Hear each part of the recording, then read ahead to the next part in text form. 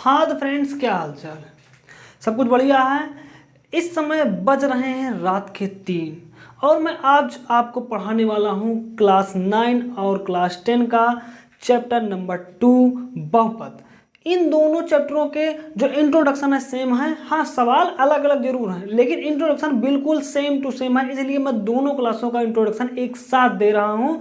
दिल थाम के बैठिएगा। जैसे मैं आप लोगों के लिए 3-3 बजे तक काम करके आप लोगों को वीडियो प्रोवाइड कर रहा हूँ, तो आप लोगों को भी चाहिए कि अच्छे से पढ़ें और कोशिश करें कि हमेशा सबसे अव्वल दर्जे को प्राप्त करें।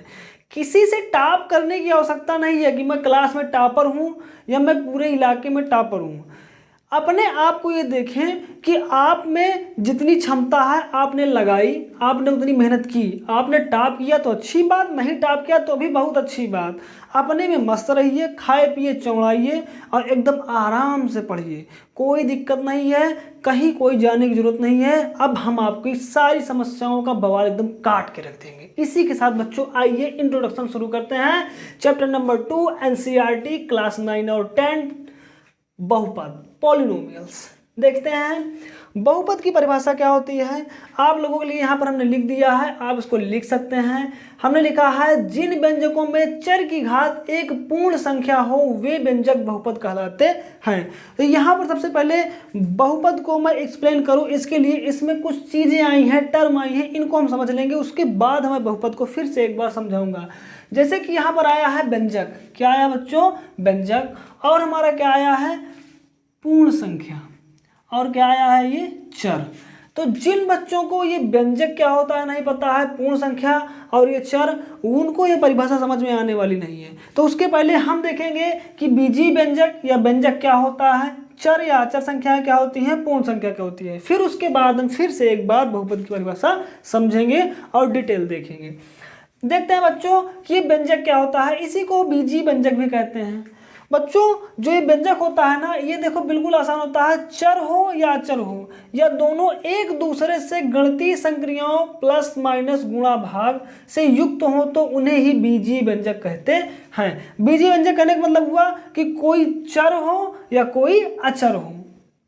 ठीक है बच्चों, जो हमारा चर होता है वो एक्स वाई जोड़, जो हमारी ABCD होती है ना, वो सब हमारे जो में लेटर होते हैं वही सब हमारे क्या हो लेते हैं, चर होते हैं। और जो हमारे अचर होते हैं, जो हमारी संख्याएं होती हैं बच्चों, वही हमारी क्या होती हैं, अचर कहलाती हैं। तो यहाँ पर जो चर और अचर दिए हुए हैं, चर का मतलब एक्स वाई जेड, यानी जो यक्स है अकेले रहेगा तब भी, या किसी के साथ कंबाइंड रहेगा जोड़े घटाने के साथ तब भी, या फिर हमारा जो है अचर अकेले रहेगा तब भी या किसी के साथ कंबाइंड रहेगा तब भी। दोनों एक दूसरे के साथ गणितीय संक्रिया, गणितीय संक्रिया का मतलब होता है जोड़ घटाना गुणा भाग, इसको याद रखिएगा, से युक्त हो तो उन्हें ही बीजीय व्यंजक कहते हैं। तो कोई भी हमारा चर होगा या अचर होगा या किसी के साथ कंबाइंड होगा किसी भी संक्रिया के द्वारा, तो उसी को ही कहते हैं बीजीय व्यंजक। अब आपको समझ में आ गया होगा। कुछ भी लिख देंगे, हम लिख दें x + 2 + y, ये हमारा क्या बन गया बच्चों, बीजीय व्यंजक। कुछ भी लिख दें, y अकेले लिख दें तब भी ये कहलाएगा हमारा बीजीय व्यंजक, 2 अकेले लिख दें तब भी कहलाएगा बीजीय व्यंजक, और हम इसको जोड़ के लिख दें या घटा के लिख दें तब भी क्या कहलाएगा बच्चों, बीजीय व्यंजक। अब आपको बीजीय व्यंजक समझ में आ चुका होगा। तो जो बहुपद हम पढ़ेंगे हर जगह इस तरह के एक्सप्रेशन मिलेंगे, बहुत सारे एक्सप्रेशन ऐसे मिलेंगे, ये सभी हमारे क्या कहलाएंगे, बीजीय व्यंजक। समझ में आ गया होगा आपको कि बीजीय व्यंजक या व्यंजक किसे कहते हैं। चर अचर आपको समझ में आ गया होगा कि जो हमारी ABCD वाली जो अल्फाबेट होती है ना, उन्हीं को हम कहते हैं चर ना। एक्स वाई जेड उसमें मुख्य होते हैं, ये अक्सर आते रहते हैं ABCD के, और जो हमारे लेटर्स होते हैं जल्दी नहीं आते हैं।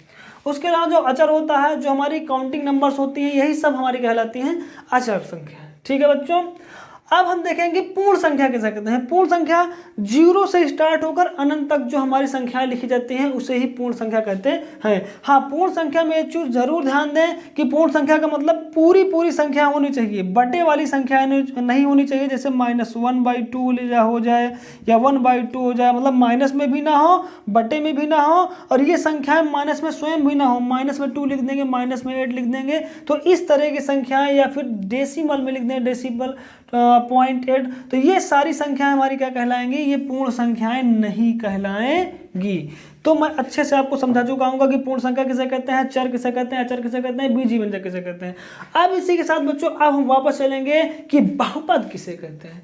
बिल्कुल दिल थाम के बैठिएगा, एकदम लबालब कर देंगे, आपका एकदम दिल बाग बाग हो जाएगा कि कहाँ थे सर आप इतने दिनों से, पढ़ने के लिए मैं बेताब था। बिल्कुल कोई बात नहीं, आप हमसे दूर थे तो मैं भी आपसे दूर था। अब आप अपना जोर लगाइए, लाइक शेयर और सब्सक्राइब करवाइए और करिए, और बच्चों को भी इससे जोड़िए ताकि ये जानकारी सही बच्चों तक पहुँचे। आप अपने भाइयों को, दोस्तों को, बहनों को, सबको ये चीज़ बताइए कि एक अच्छे सर हैं जो कि अच्छे से पढ़ाते हैं। अगर उनको आप दीजिए मेरा वीडियो समझ में आता है तब सुने, नहीं तो बहुत सारे टीचर है यूट्यूब पर, हर बच्चों के लिए हर टीचर नहीं समझा पाते हैं तो कोई बात नहीं, लेकिन मैं कोशिश कर रहा हूं कि आपको बिल्कुल बेसिक से लेकर चलूं।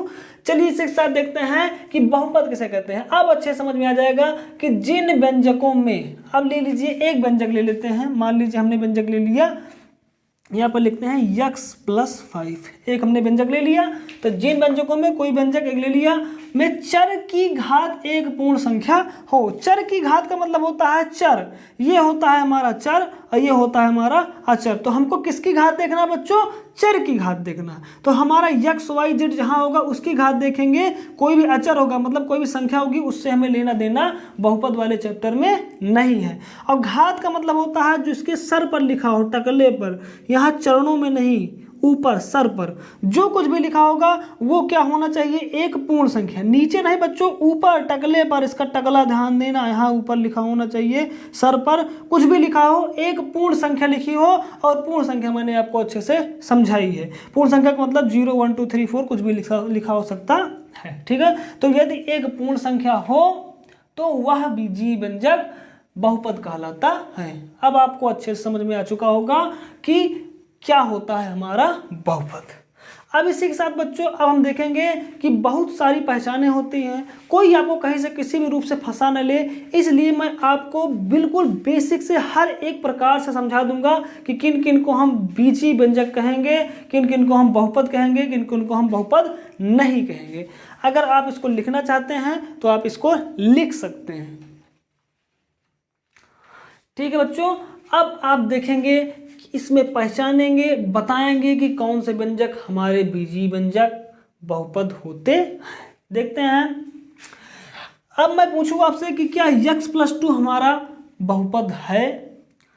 आप क्या कहेंगे, हमने परिभाषा बताई है, चर की घात एक पूर्ण संख्या हो तो हमारा व्यंजक क्या कहलाएगा, बहुपद।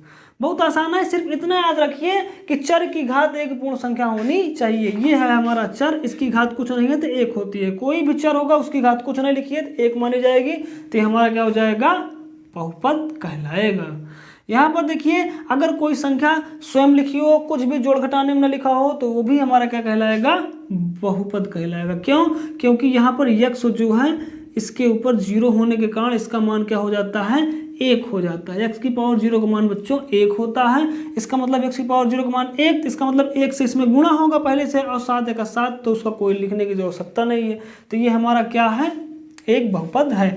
कोई संख्या अगर माइनस में लिखी हो तो तब भी वो बहुपद होगी। अब देखेंगे क्या 0 हमारा बहुपद है, बिल्कुल है, 0 हमारा बहुपद है। x की पावर 0 हमारा बहुपद है, बिल्कुल है। बच्चों इसको बिल्कुल लिख लीजिएगा, तुम छाप दीजिएगा, कोई आपको हरा नहीं सकता। जितने प्रकार से हो सकते थे मैंने यहाँ पर लिख रखा है, इसके अलावा मुझे कहीं कुछ मिला नहीं इसलिए मैंने लिखा नहीं। यदि आपको कुछ और मिलता है इसमें तो आप मुझे कमेंट कर दीजिएगा, मैं अगले पार्ट में उसको ऐड कर दूंगा।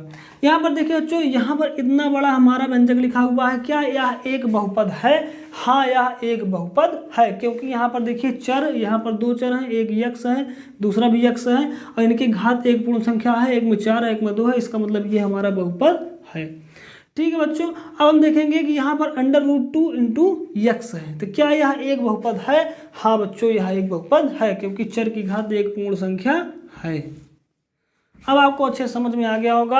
अब इसी के साथ हम देखेंगे कि पहचान कौन कौन से व्यंजक बहुपद नहीं होते हैं। ठीक है बच्चों, यहाँ पर बहुपद छूट गया है, आप लोग लिख लेना। अब देखेंगे बच्चों, यहाँ पर बताइए कि 5√x क्या यह एक बहुपद है। सोचिए, मैं बताता हूँ। यहाँ पर 5√x बहुपद नहीं है। क्यों नहीं है, क्योंकि अंडर रूट का जो मान होता है बच्चों वो 1/2 होता है। ऐसे हो जाएगा 5x⁴1/2 और 1/2 होने का ये पूर्ण संख्या नहीं रह गई। इसका मतलब क्या हुआ कि यह हमारा बहुपद नहीं है। ठीक है बच्चों, दूसरा देखेंगे। ये देखिए बटे में अगर x आ जाए, बटे में अगर x आ जाए तो हम उसको भी कह देंगे कि वह हमारा बहुपद नहीं है। क्यों नहीं है? क्योंकि बटे में x है तो इसको हम ऐसे लिख देंगे 2 + x। अगर x को नीचे से ऊपर ले जाएंगे तो x⁻−1 हो जाएगा और ऊपर -1 नहीं होना चाहिए था। ठीक है बच्चों, इसलिए हमारा ये भी बहुपद नहीं है। अब तीसरा नंबर वाला देखेंगे। पहले से ही x⁻² लिखा है, हमने पहले यहाँ पर सब समझा दिया था पूर्ण संख्याओं में कि माइनस नहीं होना चाहिए, तो ये पूर्ण संख्या नहीं है। इसका मतलब ये भी हमारा बहुपद नहीं है। दबा के लाइक करो। आगे देखो 2x⁻−1/2 माइनस नहीं है 1/2 लिखा है, तो यहाँ पर क्या हो जाएगा? ये भी बहुपद नहीं होगा। क्यों नहीं होगा? क्योंकि 1/2 लिखा है, 1/2 हमको चाहिए नहीं था, मतलब बटे की संख्या नहीं चलेगी। ठीक है बच्चों, इतना चीज़ मैंने आपको बताया। एक दो सवाल मैं आपको और देता हूँ, आप कमेंट बॉक्स में कमेंट कीजिएगा कि उसका हल क्या आया, वो हमारे बहुपद हैं या नहीं है। एक संख्या में देता हूँ आपको 2x² + x/x। आपको इसको हल करके ये बताना होगा कि यह एक बहुपद है या नहीं है। चलिए मैं बता देता हूँ, एक दूसरा मैं आपको दे दूंगा, नहीं तो आपको लगेगा कि सर जी ने इसको बताया नहीं। इस टाइप का अभी तक मैंने सवाल इसमें भी कराया भी नहीं है। कोई बात नहीं, करा दे रहे हैं आपके लिए, कुछ नहीं बच्चों। यदि देखिए कि कोई भी हमको एक्सप्रेशन दी हुई है, कोई व्यंजक दिया हुआ है, अगर उसको हम हल कर सकते हैं तो पहले उसको हल करेंगे। भिन्न में है तो उसको हल करो, हल करने के बाद ही बता सकते हैं कि वो बहुपद है या नहीं है। चलिए देखिए, यहाँ पर दोनों में x है बच्चों, तो x हम कॉमन ले सकते हैं, तो यहाँ बचेगा 2x + 1/x। बच्चों देखो ये x से ये x कट जाएगा, बचेगा हमारा 2x + 1। देखिए अब उसके नीचे में x नहीं बचा है और यहाँ पर जो x है इसकी पावर 1 है, इसका मतलब यह एक पूर्ण संख्या है, इसका मतलब यह एक बहुपद है। इस तरीके से बताया जाता है हल करके कि क्या एक बहुपद होता है या नहीं होता है। यदि हल होता है तो पहले हल करो, देख के नहीं बताना है, देखना है। देखेंगे कि हल हो रहा है तो हल करेंगे, उसके बाद ही बताएंगे कि वो चीज़ बहुपद है या फिर नहीं है। तो ठीक है बच्चों, इसी के साथ मैंने अपनी तरफ से पूरी कोशिश की कि आपको बहुपद समझ में आए। ये बहुपद में इंट्रोडक्शन का अभी फर्स्ट पार्ट है, अब इसके और भी पार्ट मैं आपको दूंगा। पूरा इंट्रोडक्शन जब तक आप नहीं देखिएगा तब तक चैप्टर के सवाल मत लगाइएगा। मेरा ये चैलेंज है, यदि आप मेरा इंट्रोडक्शन पढ़ लेते हैं तो चैप्टर के सवाल तो आपके बाएं हाथ का काम होगा, देखते ही उत्तर बताएंगे। ये मेरा चैलेंज है। इसी के साथ दबा के लाइक, शेयर और सब्सक्राइब कीजिए और अगले पार्ट का इंतजार कीजिए।